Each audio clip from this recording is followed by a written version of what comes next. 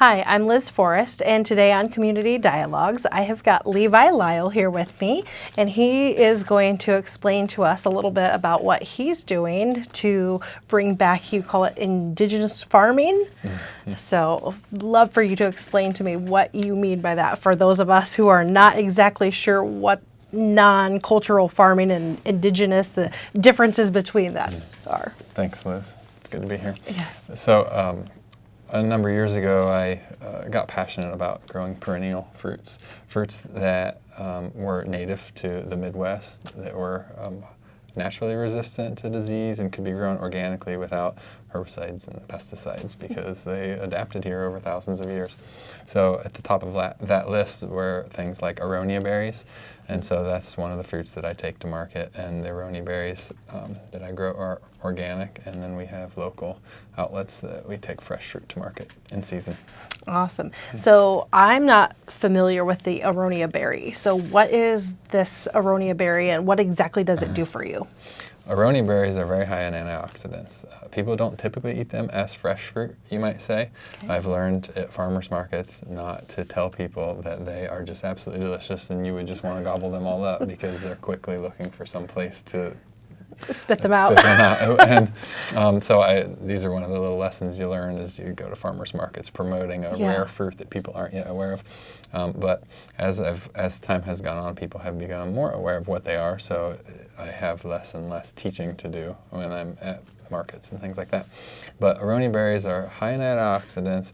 They're native to this region, and they were developed over, selections have been made, but yet when we think of fruits such as Aronia berries or pawpaw or persimmon, other fruits that I promote, they haven't been selected the way strawberries, blueberries, grapes, all these things that we think of as our fruits we buy in the store. Your sweeter berries, right? Yeah, those fruits have been selected for sweetness.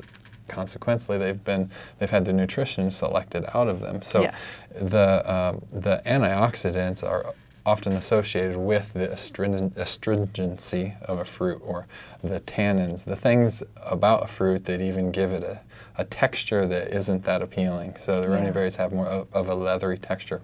I'll just say, though, that my children love eating them off the bush. They eat them fresh. We eat them in cereals and smoothies, and it's just really a wonderful fruit. Even my 15-month-old daughter just gobbles up Aronia berries like you wouldn't believe. She's like an Aronia berry machine. And so it's more of providing that experience for kids that give it a positive feeling, and then they'll hopefully be lifelong consumers of good, nutritious food. Awesome. So antioxidants are very important for our bodies and helping us to be healthy. And moving forward with your mission with these berries, do you have like a certain name or brand that you have like kind of constructed and like a vision and a mission that you're creating with these? Very much. So I use the name Levi's Indigenous Fruit Enterprises. The acronym is LIFE, and that name we've used for 10 years now in promoting our fruits. We have also done things like provided those fruits to restaurants, and with that, the pawpaw and persimmon and honeyberries, tart cherries. Our tart cherry plants have just come into production in the last couple of years, and that's been really fun because we do a U-pick, and as fresh fruit, that people really love tart cherries. And so there's a multiplicity to the things that we promote. Aronia berries are at the top of that list, and Levi's Indigenous Fruit Enterprises has been the name that we use. We also work with local farmers under the name U.S. Aronia, and so these are some of the brands that you could look for in stores. Awesome.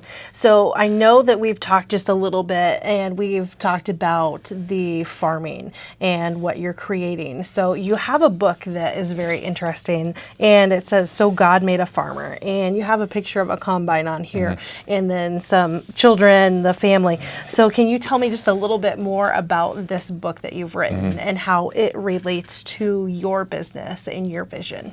Yeah, so God Made a Farmer, a retrospective on the living words of Paul Harvey by an organic farmer, is a book that I wrote taking the stanzas of Paul Harvey's famous poem, and I put each stanza at the front of a chapter, and then I broke down what that means to me, an organic farmer today, and is that vision that Paul Harvey had for the American farmer still alive?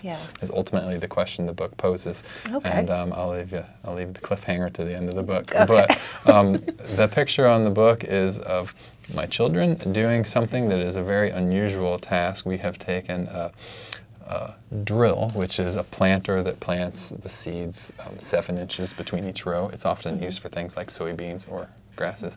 And we are in a field of corn that's about 1 foot tall, and we've moved the units so you could drive that drill down between the rows and put cover crops in the corn to grow through the season as the corn's growing. And then that's a practice which is a regenerative practice, because those plants might be legumes that could also fix nitrogen.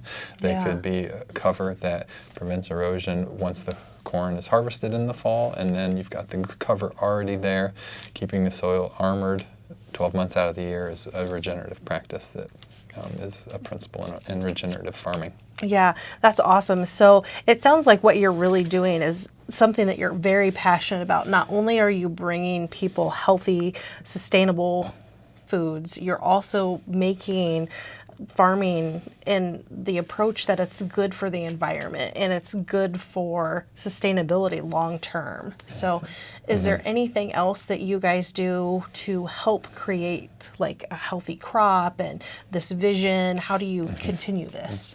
Well, having my kids involved on the farm is such an important part, if they can be with me. And that really comes from my experiences growing up. Before we started this interview, you mentioned that you grew up on a farm where there was dairy cows, and I want to bring to your attention that you and I are among the last generation of children that grew up with that being the mainstay on rural farms, and knowing that my kids were going to grow up on a farm and not really have the experience that I had is something that really has been a struggle for me to work through, to think like, gosh, like I value the way I grew up. I didn't like it at the time when I had to walk beans and work with pigs early in the morning, and they were raised outdoors, so in the wintertime we had to go out and bed them, and so much of the things that were made for a traumatic childhood experience that now, so these are things that I want to instill in my children, and I want to make it fun. So when we go pick tart cherries or pick Aronia berries, I keep the doses of labor small for my children so that it can be a fun experience, and it's something I'm passionate about. So we have the organic Aronia berries and those crops, but we also have organic corn and soybeans, and and so incorporating that into our farm is important. I was in 7th grade when we put the row cultivators away because a new chemical called Roundup had come onto the scene, and we could now just spray everything because of the genetically modified soybean plants. Well, now we're learning that is a system that is not intact with nature, and so farmers, I'll just say it for people that aren't aware, farmers that have grown crops using genetically modified seeds for decades now are finding that the weeds are in their field in force. Nothing will kill the weeds. And we were talking a little bit earlier about that, how quickly that adaptation can happen in nature. When we were growing up, we were told that it could take 100 years for evolutionary adaptation to take place, and what we're learning is that it can happen very quickly, and the weeds are showing us this. Yes, absolutely. Oh my goodness. So as far as your other passions, I know you have a lot of different passions that you are very passionate about: the farming, the sustainability, the environment, what we can do to decrease our own carbon, footprints here. And what else do you have that you are wanting to share with us? Because I know that you've got many talents. Well, what I started doing many years ago was putting lyrics and poetry to my experiences on the farm and trying to look at agriculture in an objective way. And in doing that, I'm often riding in the tractor or doing field work or in nature, and I jot down little things. And I guess, to cheat, sort of. Now it's super easy to just pick up the iPhone and do a little audio memo Yep. of like of some lyrics I come up with. Yeah. So, I mean, technology has made it really cool to be Yeah. able to be an artist, and so I, have a couple of my books, and I promote them on Amazon, so people can find them there. And I also have a website, levilyle.com, where people can find those things. Yeah. But the music has been, and the poetry has been therapy for me. Yeah. It's unsettling what I see around me, and we can not just pick on industrial agriculture in itself, but the breakdown of systems thinking is something that has undone our rural communities, and it has undone the landscape of businesses across the United States. So what I believe is that regenerative agriculture, as it continues to gain acceptance and usefulness in this era of climate crisis, that it's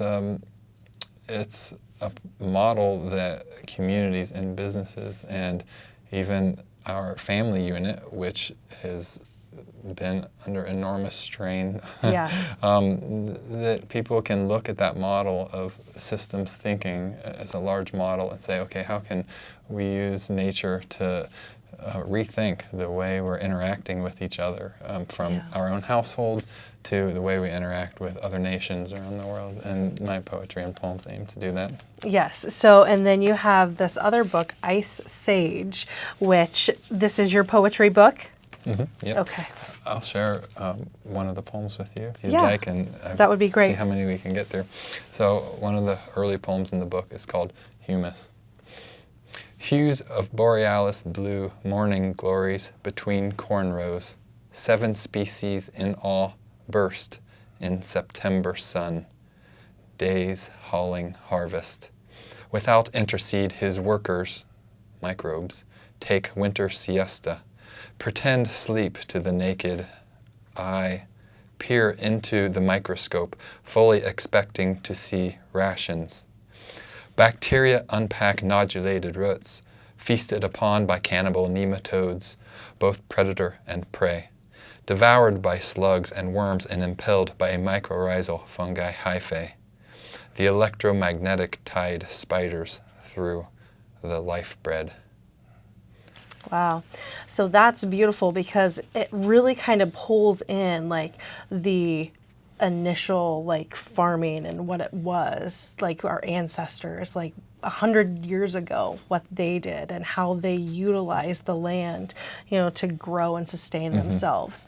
And you've brought in so many different aspects where it's like you've got your background in science, and you can tell by your poetry, like you're very in depth and you can tie all of these things in together. And you really have a broad understanding of where we're going, future thinking as far as like climate and environment and what is potentially going to happen, not only as we poison ourselves with pesticides and chemicals, but how we can reverse this and, save the land and keep from destroying it. So it's beautiful how you've brought all of these things together.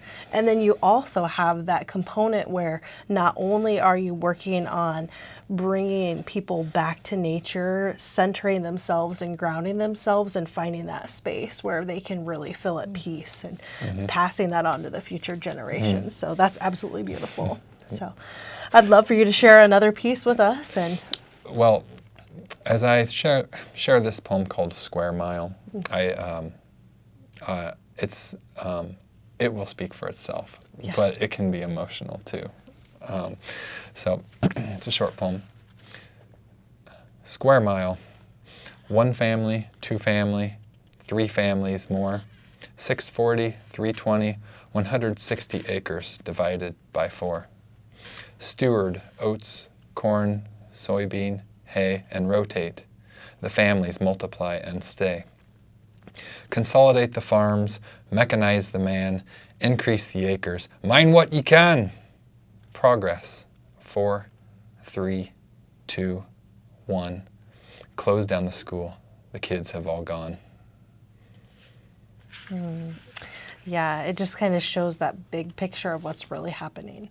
So for any of our listeners who are interested in learning more about what you've got created and what you're developing, you've got your website, and that'll be attached to the video. But is there any other information that you want to share with the audience? Well, I guess I would just like to help people see that they can also aspire to make change wherever they're at. You know, not everybody's going to be on the farm, but in whatever people are doing, this idea that there's an interconnection that is symbolic of that mycorrhizal fungi, which is in the first poem I read. You know, that interconnectedness is, and it's more than an analogy. It's to say that there's much that we don't see. You know, there's an interconnectedness among all humans on our planet that are part of this biosphere and inseparable from it. Yep. And so just to inspire people is really the only objective, and to raise my kids up to have an appreciation for it also. Awesome. That's beautiful. Well, thank you so much, Levi, for being here with us today. I really appreciate it. Thanks, Liz.